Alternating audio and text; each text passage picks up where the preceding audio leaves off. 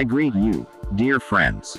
Today we will touch on a topic that can not only surprise you, but also completely overturn your idea of goodness and its role in our lives.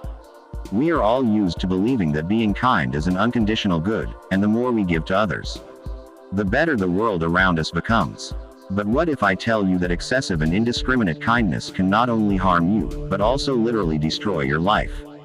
Yes, you did not hear. Today we will dive into this topic and explore it from all sides. Studying the philosophy of Stoicism, I understand well how people, wishing for good, often sacrifice themselves too much.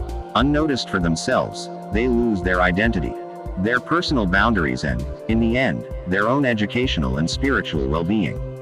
This is happening step by step, and often we do not even realize how far we have gone along this path, until it gets too late. But do not worry, today we will together analyze 10 reasons why excessive kindness can be your most evil enemy and how the ancient wisdom of Stoicism can help you find the same balance between altruism and self-conceit. The outburst of arrogance and malice and the self-conceit of the pious, believe me, this information is able to reverse your idea of what it means to be a truly kind and generous person in the modern world. The first and perhaps the most insidious reason why excessive kindness can destroy your life is the risk of turning into a kind of rug for others. Imagine such a picture. You are always ready to come to help. You always say yes to any request, even when the inner voice literally shouts no to you. You sincerely believe that you are doing the right thing, that your kindness will definitely be appreciated. But do you know what really happens? People begin to perceive your kindness as something, of course, understandable. They get used to the fact that you are all kind. You are always close, always ready to lift their problems and burdens on their shoulders. Gradually, you stop being a friend or a partner for them, and become something like a rug that you can wipe your feet on. They begin to expect unlimited help and support from you, not really thinking about what it costs you and how it affects your own life. And here we come to the most important lesson that Stoicism gives us. It is not an endless self-sacrifice, but a wise and balanced attitude to yourself and others. The great Stoic, Seneca, said, "Never do good to others to harm yourself." And this is not a call to bitterness or selfishness, but a reminder that your own well-being is no less important than the well-being of other people. Think about it. If you exhaust yourself physically and emotionally in an attempt to help everyone around you, then in the end you will not be able to help anyone, including yourself. You will simply burn out and become useless both for yourself and for others.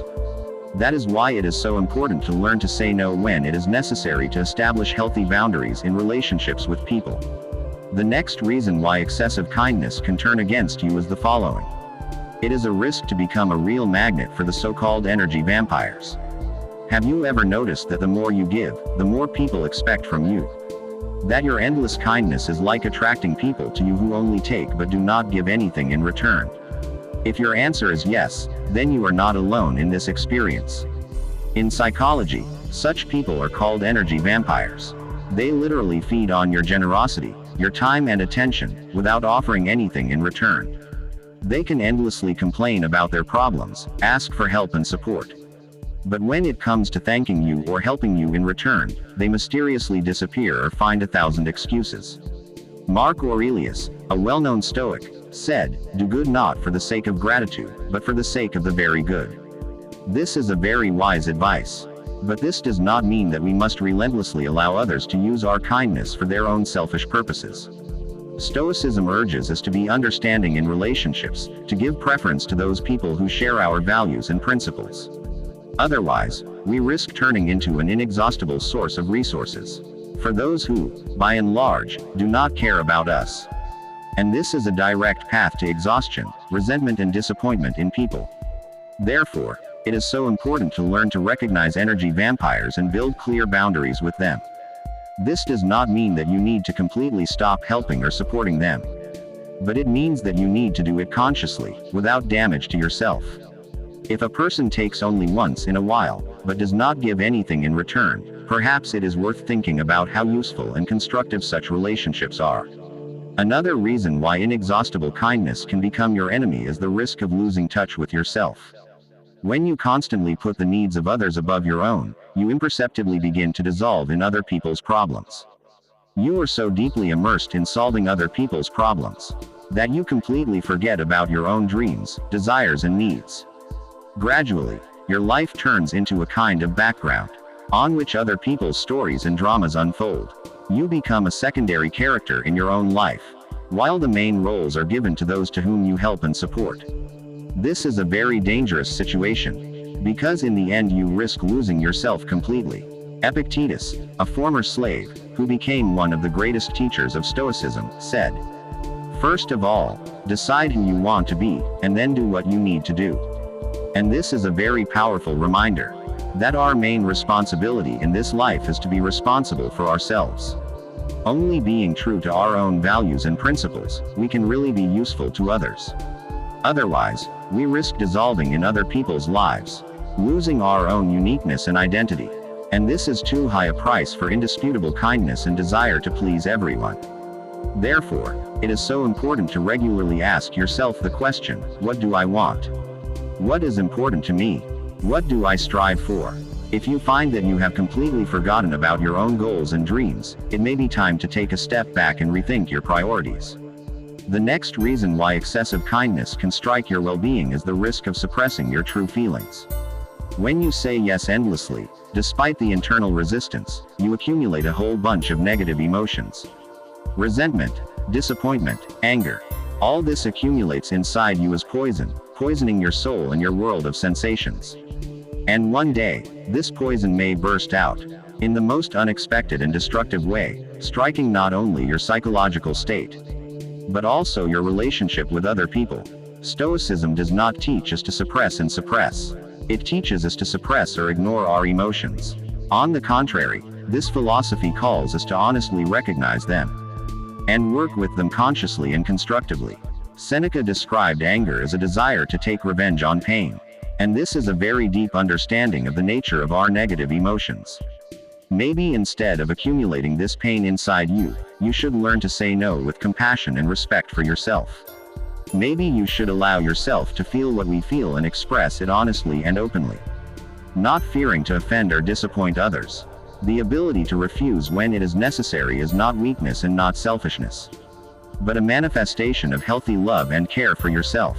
Only by learning to respect our own boundaries and needs, we can truly respect and value other people. Otherwise, we risk turning into eternal victims, suffering in silence and accumulating resentment, instead of building healthy and harmonious relationships. The fifth reason is the risk of losing the respect of others. This may seem paradoxical, but the more you try to please others, the less they tend to respect you. When you constantly try to be convenient and useful, people begin to perceive it as a duty. They get used to the fact that you are always ready to put up a shoulder and solve their problems, and gradually stop appreciating and respecting you. They begin to see in you only a tool to achieve their goals, and not a personality with their own desires and needs. Respect must be earned by inner strength and consistency. Mark Aurelius said that the best revenge is not to be like your enemy. By learning to say no, you show that you value yourself and your time. The sixth reason is the risk of emotional and physical burnout. By constantly giving, without caring about yourself, you are depleting your resources. Seneca wrote that rest and leisure are not luxury, but a vital necessity. Learn to find time to restore your strength, in order to effectively help others. The seventh reason is the risk of missing opportunities for personal growth. By saying yes to someone else's request, you are depriving yourself of a chance to move forward. Epictetus said, "In any case, think about what should precede him, and what follows. Before saying yes, think about what you are losing, and what you will gain if you refuse." The eighth reason is the risk of destroying relationships with your loved ones. When we constantly sacrifice ourselves for the sake of others, we create unhealthy dynamics in relationships. Mark Aurelius wrote, "You did good, and the other got the benefit. Why do you still want people to see it?" Healthy relationships are a balance between taking and giving. The ninth reason is the loss of self-respect. By constantly putting yourself in the last place, you are signaling to yourself that your needs are not important. This can lead to reduced self-esteem and depression. Epictetus reminds, you are not suffering because of what is happening to you, but because of your attitude to it. Self-respect is the foundation on which healthy relationships with others are built. And finally, the 10th reason is the risk of losing the true meaning of kindness. If kindness becomes a tool of manipulation to get approval, it loses its true meaning. Seneca wrote, "We must do good deeds not in order to be noticed, but because it corresponds to our nature." True kindness comes from the depths of our heart and does not require rewards. So, dear friends, here are 10 reasons why excessive kindness can destroy your life. But do not rush to become selfish egoists. Stoicism teaches us the golden middle: to be generous, but not to harm yourself, to help others, but not to forget about your needs. Remember the words of Mark Aurelius: "Often an unfair act is not a good deed, but a good deed is not in what is done, but in what is not done."